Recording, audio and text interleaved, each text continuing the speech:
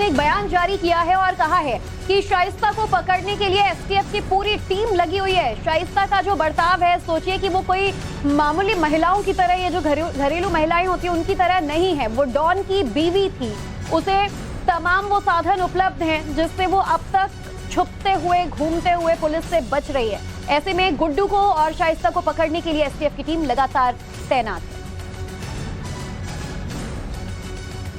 ADG STF Amitabh yes साहब हमारे साथ हैं। सर, बड़ी जोर शोर से तलाश हो रही है शाइस्ता परवीन की, बमबाज गुड्डू की और बाकी 2 शूटर्स की।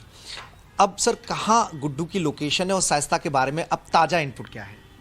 इसके बारे में कोई इनपुट मैं आपके साथ शेयर नहीं कर सकता। इतना बता सकता हूँ कि एसटीएफ और डिस्ट्रिक्ट पुलिस दोनों इनके तलाश कर रही है। लेकिन सर, चूंकि शाइस्ता बहुत दिनों से छुपी हुई, तरह तरह की चर्चाएं भी सोशल मीडिया पे वायरल हैं। कई सूत्रों से भी खबरें आती हैं कि शाइस्ता का अतीक अहमद का इंतकाल हो गया, उसकी हत्या हो गई, असद का इनकाउंटर हो गया, लेकिन शाइस्ता छिपी रही। बाकी शाइस्ता के साथ जैनब भी फरार है, आयशा भी फरार है। तो क्या ये आसपास उत्तर प्रदेश में कहीं छिपी हो सकती है या फिर ये संभावना भी है कि देश से बाहर भी कहीं कोई ठिकाना बना सकती हैं? इन गैंग्स के पास ट्रेमेंडस रिसोर्सेज हैं, ट्रेमेंडस मैन पावर है।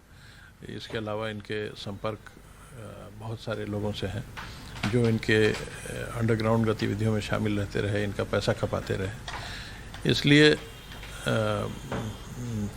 ये कहीं पर भी छुपे हो सकते हैं और इनको ट्रैक करने की कोशिश लगातार डिस्ट्रिक्ट पुलिस और एसटीएफ कर रही है।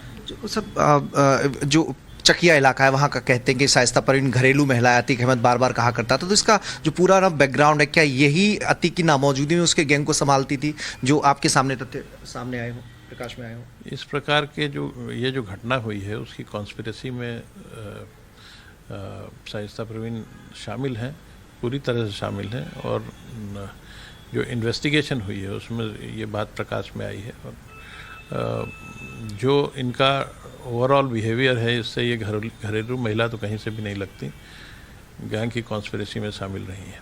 सर, गुड्डू बाज का पुराना नाम है, तो क्या ये संभावनाएं हो सकती हैं कि जो उसके एसोसिएट हैं बिहार में, चूँकि कई राज्यों में और आपने भी पहले उस पर कार्रवाई की है, तो अपने एसोसिएट को इकट्ठा करके क्या कुछ नया गैंग बनाने की सोच रहा है, या इस तरह की कोई पॉसिबिलिटीज़ हो सकती हैं जो आपकी जांच में चीज़ें सामने आई हों? इसके पीछे लगातार एसटीएफ काम कर रही है और उम्मीद है कि जल्दी ही हम गिरफ्तार करेंगे। ये अगर ये एसटीएफ की गिरफ्त से बच जाता है तो ये एक थ्रेट हो सकता है, क्योंकि इंडिपेंडेंटली क्राइम करने में सक्षम है। पहले भी सर इस तरह की इसका बैकग्राउंड भी इस तरह का रहा है कि बड़ा खतरनाक किस्म का है ये एक हायर्ड असैसिन है, कॉन्ट्रैक्ट किलर है। और पहले जो इससे इंट्रोगेशन हुए थे उसमें भी ये प्रकाश में आया था कि ये बिहार पटना के बेऊर जेल गया था राजन तिवारी से कोई कॉन्ट्रैक्ट लेने। तो लेकिन जब इसे 10 साल की सज़ा हो गई गोरखपुर के एक केस में, उसके बाद अतीक अहमद ने इसकी जमानत कराई और तब से ये अतीक अहमद के लिए काम कर रहा है। सर, क्या एसोसिएशन में जैसे आयशा, जैनब और शाइस्ता, क्या तीनों साथ हो सकती हैं? गुड्डू ने सपोर्ट कर रहा हो जिसके चलते इन्हें छिपने में आसानी हो रही हो? इस पर तो कोई कमेंट करना उचित नहीं होगा।